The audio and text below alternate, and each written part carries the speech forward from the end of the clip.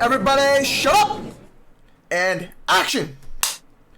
Scott Pilgrim versus the World. This is a very popular movie apparently, or at least I've heard a lot of good things about this movie, so I went ahead and watched it finally because, you know, people are saying it's a really good movie, so I'm like, okay, I like watching really good movies. I want to watch this movie. I watched it. It's mid. I mean, of course everyone's going to have their own taste, their own opinions, whatnot. To me, it's mid. To them, it's amazing. I don't know why. I'm joking. I can see why they would think that, but to me, not so much. Alright. So, Scott Pilgrim vs. the World is essentially this entire movie about a guy who has a girlfriend, but then, you know, he has a dream about a girl, sees this girl in real life, and, you know, he's just infatuated with her and thinks that, you know, I want a girlfriend. I'm a high schooler. I really want a girlfriend. I want to find the girl of my dreams, whatever. He has this dream about a girl, and now even though he has a girlfriend, he's not in high school anymore, actually. I think he graduated high school, but he's dating a high schooler, and now he just happened to meet the girl of his dreams that's more of his age, and, you know, he starts chasing after her. Like, even though he still has a girlfriend, he's just starting to chase after her and trying to get to be with her. Okay, interesting. Somehow this guy's able to manage to get girls to fall in love with him, but, you know, he doesn't know if she's the one to stick with him or something or the other like that. And you have this entire story of him trying to chase after this girl, realize that, oh my god, to date her, I have to deal with her 7 evil exes. Like, oh my god, I have to go overcome all these challenges just to be with her. And it's a story about this guy going on this entire long, perilous journey, going after fight after fight after fight to try and do whatever it takes so that he can be with this girl that he is in love with. And that is that she kind of likes him as well. So it's this entire story of that, and it's kind of fun to follow because it is a romantic comedy, in the sense that it is very comedic. I can see why a lot of people praise this movie greatly because it's one of those more filmic style of movies which makes you think of it as an entertaining movie, but that's also a sort of art form. It's not one of those movies that is extremely abstract and like typically there's 2 types of cinema. You call it like classical Hollywood cinema and European art cinema, where classical Hollywood is the type of movies that are meant to be for pure entertainment, no deep sort of value, or like minimal deep sort of value, but just more focused on the entertainment aspect. And then there's the European art cinema, which is like, you know, we're going super abstract, there's no like clear point of view story, but, you know, if you put some thought into it, watch it with awareness, looking at every intricate detail, maybe it's more like a Picasso style of art in a film format type thing, and, you know, it's supposed to be some deep sort of story sort of thing for you to reflect on and think about in a sort of abstract sort of way. That's just a very basic way of putting it. That's not a clear-cut definition. I'm not trying to give you a definition right now.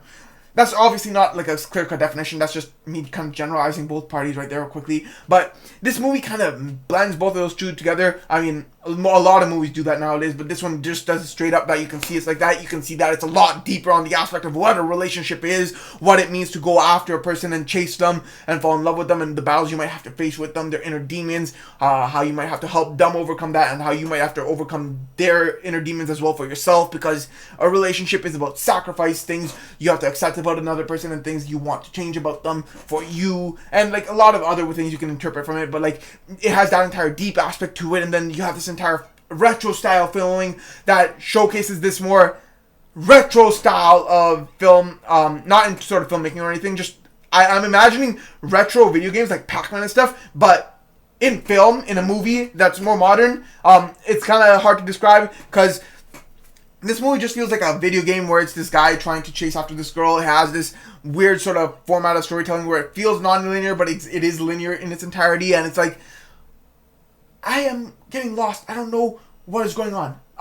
It feels like it breaks the time, linear time, but it's always following linear time. But at the same time, it's this entire thing where it's like, you know, I'm having these fight sequences, which feels like it's from a retro video game, because I'm trying to get my girl.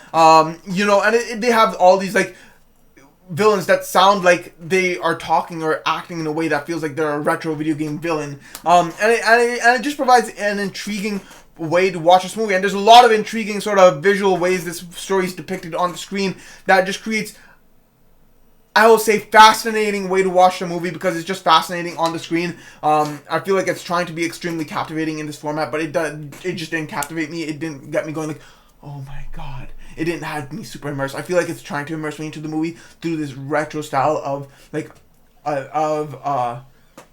depiction on screen. So yeah, it has this entire retro sort of thing behind it, which creates like an interesting viewpoint. It has a really unique sort of way of telling its story through this retro sort of depiction on screen, and it creates a really interesting watch for sure. Like, the entire movie is interesting. It has interesting characters. It has an interesting storyline, a really unique storyline that you follow, watching this character having to overcome these battles to try and get what the girl he wants. But I don't know, just to me it wasn't really that appealing. It's not the type of rom-com that just kind of hooked me. I mean, it's interesting, don't get me wrong, I enjoyed watching it, but like, overall, like, the story didn't have me exactly hooked completely. Like, it's interesting to watch, but not exactly has me like, oh my god, this is something I can't tear my eyes away from in the slightest. Oh my god, this character is super interesting. I'm really hooked to his story. Like, I'm not hooked like that. It's an interesting watch, but like, it's interesting because it's unique, it's different, and it's has its entertaining value to see this guy having to battle all of her exes just to want to be with her. And he clearly wants to be with her because he's willing to go over that entire hassle. And it's always this retro style thing because it feels like there's superpowers involved because they seem to have some superpowers while fighting him, and he overcomes something or the other, gains powers, and beats them.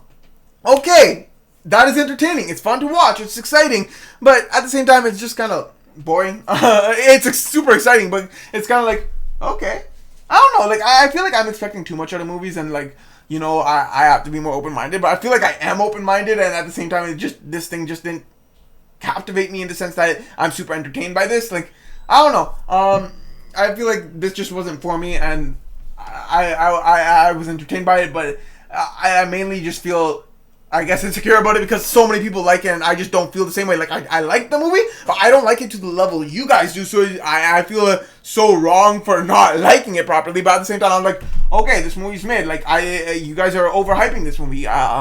You know, like, it's good, but like, you're overhyping it. I mean, it's good in the sense that it's mid. Like, I found entertaining value. I guess I'm saying mid because everyone's overhyping it. It's a decent movie. It's not mid. It's decent. We've opted a little. It's a decent movie. I enjoyed watching it, and it has a really unique and interesting storyline, and it has this really interesting retro depiction on screen that feels like it's a retro video game, and it just has this entire retro vibe to it that is just fun to watch, fun to see on screen, and it is entertaining. It's a fun movie, and that is Scott Pilgrim vs. the World. Peace.